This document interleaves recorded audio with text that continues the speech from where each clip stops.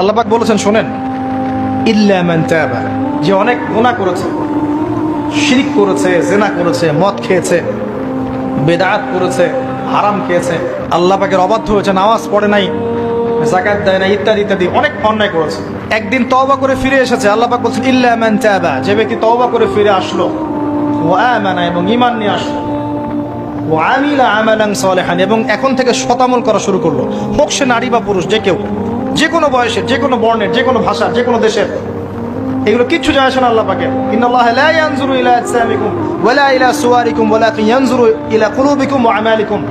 আল্লাহ পাক শুধু কলব দেখেন, আমল দেখেন, রক্ত মাংস বর্ণ এগুলো দেখেন না। আল্লাহ পাক ফিরে এসেছে, ঈমান এনেছে, আমল সালেহ করেছে। আল্লাহ পাক বলছে উলাইকা, এরাই তারা, ইউবাদদিলুল্লাহু সাইয়্যাতিহিম হাসানাত, এরাই সেই ব্যক্তি যাদের সমস্ত গুনাহকে আমি আল্লাহ নেকি দিয়ে পরিবর্তন করে দেব।